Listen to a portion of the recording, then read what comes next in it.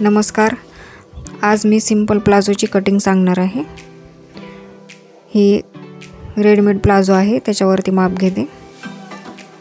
पूर्ण उंची आहे 36 इंच, आसन आहे 15 इंच,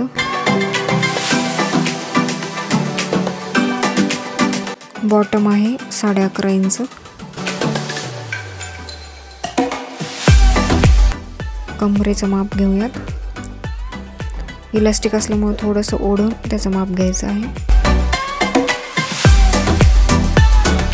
कमरेचं माप आहे 20 इंच.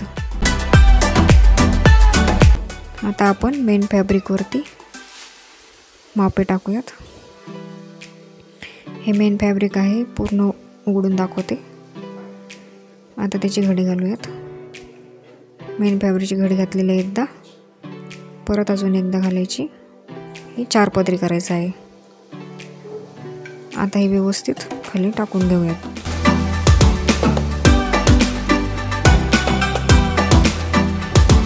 हे मी व्यवस्थित टाकलेलं आहे. हे बघा, 4 पदरी आहे. जी बंद बाजू आहे ती माझ्या साईडने आहे. आता याच्यावरती मापे टाकूयात.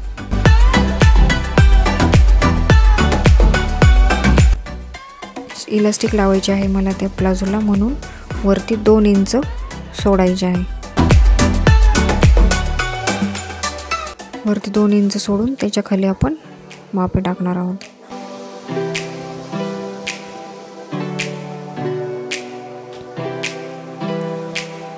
वरती 2 इंच सोडायचे आहे. तिथे मार्क करून घेऊयात. 20 इंच कंबर असल्यामुळे ते 10 आणि मी एक्स्ट्रा 2 इंच घेतलेला आहे. 12 इंचवर मी ते मार्क केलेलं आहे व हे 2 इंच सोडायचे आहे. ते 2 इंच सोडून त्याच्या खाली आपण आसनचं माप टाकायचे. हे पॉईंट जोडून घेऊ. 2 इंच सोडून खाली आसनचे माप 15 इंच आणि शिलाई मार्जिन अर्धा इंच. हे दोन्ही पॉईंट जोडून घेऊत आणि तिथे खाली पण 12 इंच घ्यायचे आहे. इथं पण मार्क करून घ्यायचं. ती सरळ रेष ओढून घ्यायची.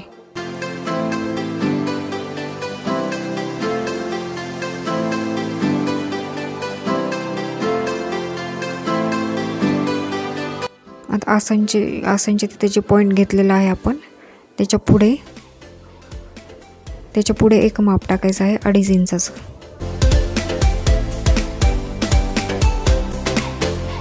आता 2.5 इंचाचं माप घेऊन झालेलं आहे आणि तिथे एक आपण आसनसाठी एक गोलाकार शेप देऊया.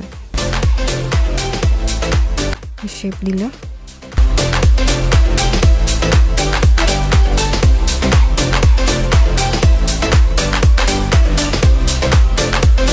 आता पूर्ण उंची टाकूयात. वरचं ते 2 इंच सोडून त्याच्या खाली 36 पूर्ण उंची होती आपली, ती 36 इंचावर मार्क केलेलं आहे. तिथून सरळ एक लाईन ओढून घ्यायची आणि जे खालचं जे उरलेलं कापड आहे ते फोल्डमध्ये जाणार आहे. बॉटम आपलं 11.5 इंच होतं. 11.5वर करायचं मार्क आणि 1.5 इंच शिलाई मार्जिन. आता बॉटम आणि आसनच्या तिथे जो आकार दिलेला आहे ती आणि ते पॉईंट जोडून घ्यायचा. माझ्याकडे हे शेपर आहे स्केल, मी त्याने जॉईंट करणार आहे. तुमच्याकडे नसेल तरी हाताने पण आपण करू शकतो. थोडासा कर्वसारखा आकार देऊ शकतो तिथे.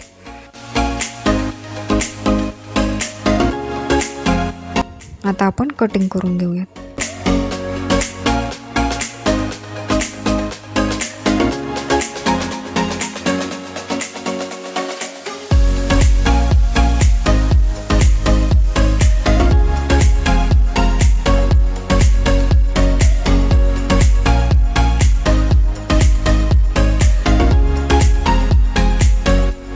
पार्ट 2 मध्ये मी याची स्टिचिंग सांगणार आहे. धन्यवाद.